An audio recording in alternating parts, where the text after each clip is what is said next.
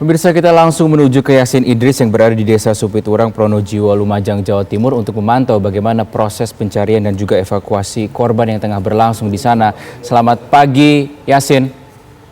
Bagaimana proses ataupun rencana evakuasi dan juga pencarian yang akan dilakukan pada hari ini di sana? Ya, sejak kemarin dan juga hari ini sedang dilakukan proses pemetaan. Di tempat saya mengabarkan saat ini ada 2 titik di sini masuk dalam dusun Umbulan Sumbersari, Desa Supiturang, Kecamatan Pronojiwo. Nah, di bagian bawah nanti itu ada 1 titik yang paling parah juga yang menurut penuturan ataupun kesaksian masyarakat banyak korban dari penambang pasir dan juga sopir mobil truk itu masuk dalam desa Curah Koboan. Nanti ada 2 proses pemetaan. Nah, yang dapat Anda lihat di layar kaca ini adalah salah satu tim yang juga akan ikut membantu pemerintah. Ini mereka adalah komunitas seperti itu. Nantinya mereka akan melakukan pemetaan di mana hasilnya nanti akan diserahkan kepada BNPB untuk ikut membantu. Tadi kami sempat berbincang juga bahwa nantinya dalam pemetaan ini akan dilihat bagaimana perubahan pergerakan tanah, juga bisa memantau dari gambar udara seperti apa daerah-daerah yang masih tertimbun seperti itu. Mungkin nanti saya akan mengajak Anda untuk berbincang mengetahui lebih detail apa saja fungsi dari drone yang saat ini nampak di layar kaca Anda.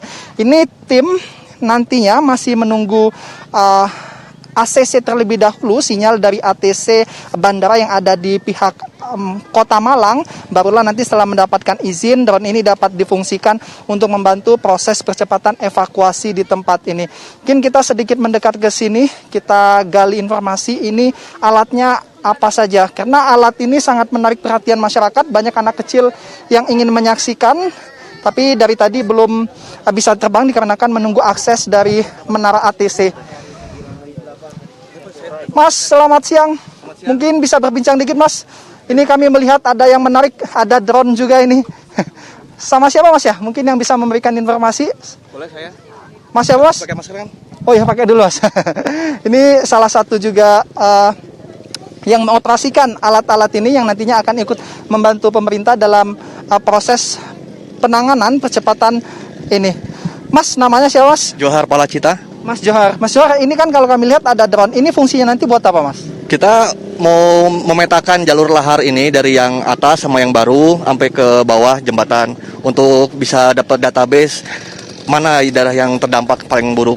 Sampai jembatan ini Geladak Perak? Ya, betul. Oke. Nah, hasilnya nanti biasanya berupa apa ini, Mas? Gambaran buat pemirsa? Berupa foto. Hasil foto yang kita kasih untuk ke BNPB nanti. Oke.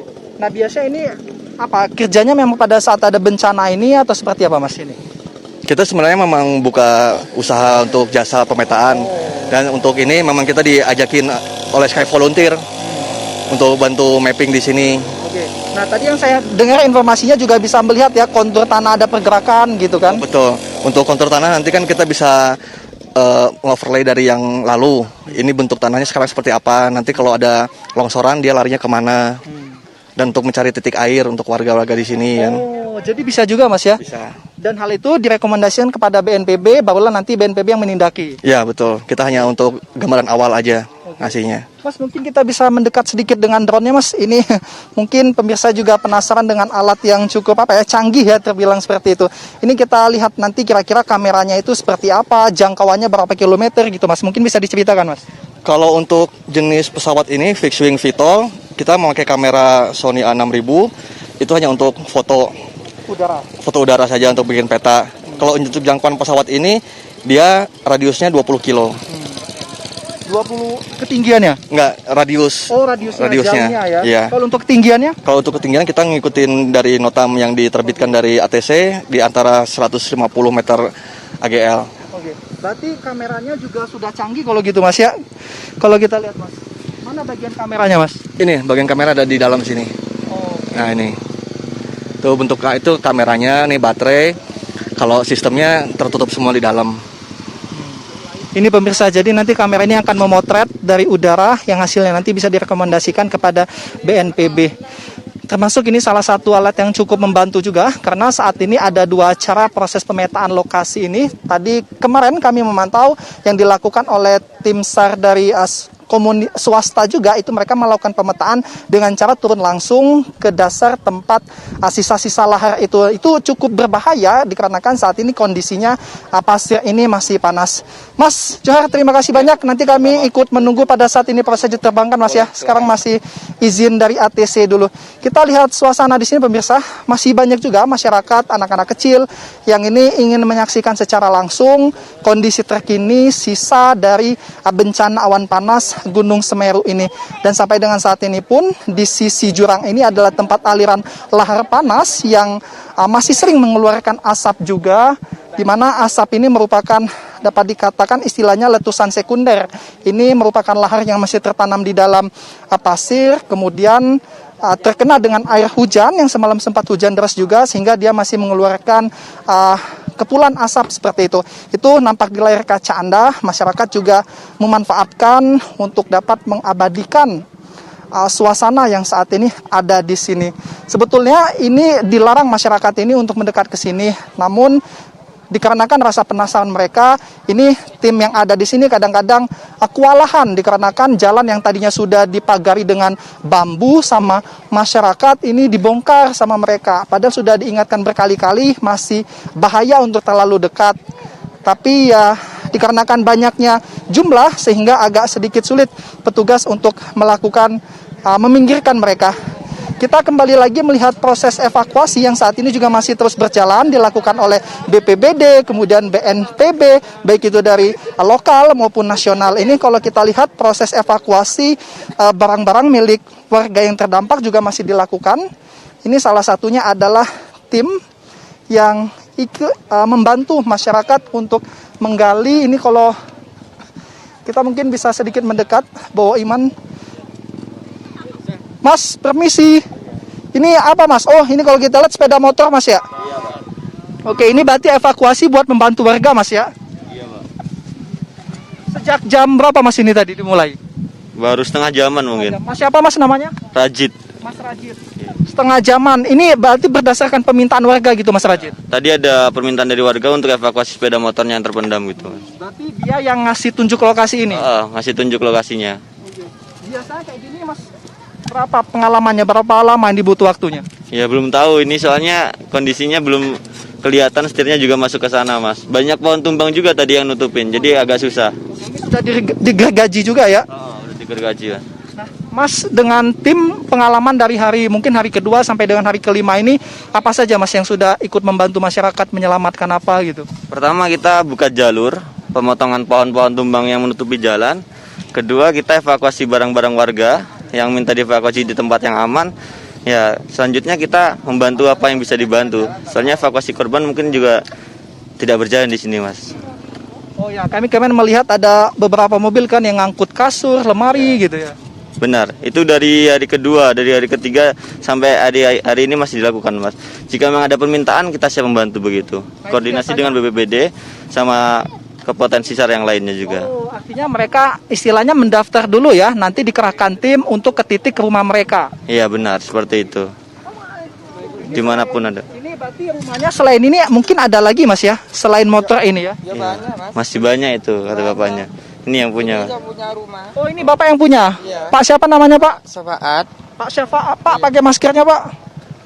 Pak Syafaat. Iya. Ini berarti yang sekiranya barang berharga gitu Pak, apalagi selain motor yang mungkin bisa ini Pak? Ya banyak di sini. Ya PPKP sembarang sih akan gak dibawa sekali saya. Cuma baju saja. Lainnya gak dibawa. Nggak dibawa, ya? Iya. Berarti ini posisinya di mana Pak? Di belakang rumah, di depan rumah motor ini? Isinya ada di sana, Pak. Oh, ini kan, iya awalnya ini kan jeding kan. Oh, kamar mandi ya, jeding itu. Kamar mandi, depan kamar mandi itu. Oke, artinya dia sudah bergeser ya? Bergeser. Nah ini pintu rumah Bapak mana di sebelah situ? Kalau pintu rumah depan di sana itu. Oke, berarti ini posisinya ada di belakang rumah ya? Iya, di belakang rumah. Tapi Bapak untuk keluarga gimana? Selamat? Alhamdulillah selamat. Alhamdulillah ya. Iya. Sejauh ini berarti yang dapat diselamatkan apa Pak? Gak ada. Nggak ada. Gak ada sekali, habis semua. Kasihan, ini Terus saudara Bapak saya, Pak. sekarang tinggalnya di di Perbulu sana. Apa tempat saudara apa di pengungsi? Tempat saudara saya. Tempat saudara ya. Iya. Ini habis-habisan Mas, kasihan. Mungkin Bapak ada yang mau disampaikan, apa mengharap apa kepada pemerintah, silakan Pak. Ya harapannya saya cuma minta tempat saja gitu. Gak minta apa-apa, cuma tempat satu rumah saja lah gitu. Semua ya warga-warga di sini gitu. Cuma butuh tempat tinggal dulu. Iya. Baik, kami mendapatkan informasi Pak, saat ini tim BNPB sudah mendapatkan lokasi untuk hunian sementara, nanti lokasinya di dekat Piket 0. Sementara ini ada satu lokasi pemirsa yang kemarin saya tempat berbincang juga, nanti di lokasi itu akan ada sekitar 40 rumah yang akan dibangun untuk hunian sementara. Kemarin tim SAR dari BNPB sudah melakukan survei pertama dan rencananya nanti hari ini akan dilakukan survei yang kedua untuk memastikan apakah betul-betul bisa di lahan itu nantinya dibangun hunian sementara. Dan di wilayah tersebut itu juga sesuai dengan permintaan masyarakat juga di Piket 0, di situ wilayahnya terbilang cukup tinggi, dataran tinggi dan aman untuk ditinggali dalam hunian sementara yang ada di sini. Ini kita lihat prosesnya, motornya sudah bisa diangkat. Bapak, tapi ini kemungkinan besar menurut Bapak motornya masih bisa dipakai nggak ini Pak? Ya insya Allah dipakai. Cuma apa itu luarnya saja, tapi kalau mesin kan buat apa itu masih kena kan. Ini biasa Bapak pakai buat apa sepeda motornya? Pakai kerja Pak. Kerja di mana Bapak? Ya di apa itu? Tambang pasir. Di tambang Bapak pasir. tambang pasir juga. Biasanya sehari pendapatannya berapa Pak? Ya agak mesti Pak. Biasanya per kelompok Pak ya? Kadang-kadang ya kalau ada rezeki ya gak bawa hasil gitu. Biasanya per hari rata-rata biasa bagi-baginya. Biasanya satu kelompok itu 7 orang gitu. Ya 50, 70 gitu. Itu untuk memenuhi satu truk pasir. Iya satu trip pasir itu. Itu biasa kerjanya berapa jam Pak? Satu truk terpenuhi dengan pasir itu? Ya kadang-kadang kalau banyak pasir itu sampai 1 jam. Cuma 1 jam pengerjaannya? Kalau ada pasir sampai ya 4 jam, 3 jam gitulah. Oh jadi pasirnya itu nggak selalu ada Pak? Nggak selalu Pak. Kalau banjir kecil. Ikannya kalau kita lihat di sini kan secara kasat mata itu kan kayak semacam ladang pasir semua ya, berarti itu bukan ya? Ya sekarang kalau dulunya nggak seperti ini Pak. Di bawah sana kan ada ladang sawah semua gitu. Tapi sekarang Ya karena dia terbagi dengan ladang sawah milik petani yang ada di sini. iya. Ini pemirsa perjuangan tim BNPB, bukan tim BNPB maaf, ini adalah tim SAR yang membantu juga. Tim gabungan seperti itu. Itu mungkin Bapak bisa lihat Pak kondisinya, Bapak bisa mendekat. Kita lihat Pak Syafaat untuk melihat sepeda motornya kira-kira seenggak-enggaknya masih bisa diperbaiki Pak Syafaat ya? Ya, bisa. Insya Allah bisa. Itu mungkin Bapak bisa ngecek itu Pak. Ini tentunya kita sampaikan terima kasih banyak ini kepada teman-teman relawan yang sudah membantu ini ya Pak Syafaat ya. Iya, terima kasih saya sama kawan-kawan ini yang membantu saya.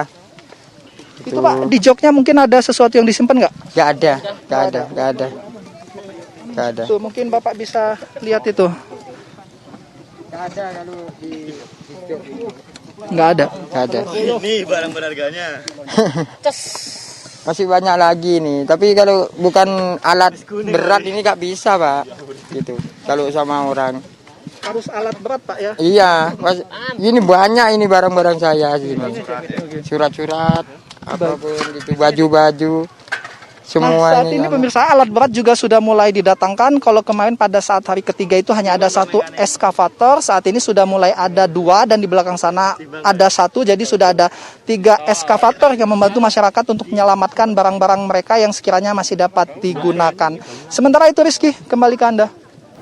Baik, terima kasih Yasin Idris melaporkan langsung dari Desa Supiturang, Pronojiwo, Lumajang, Jawa Timur. Kita lihat tadi bagaimana petugas dan juga relawan membantu warga untuk mencari dan juga mengevakuasi barang-barang mereka yang sekiranya masih bisa diselamatkan.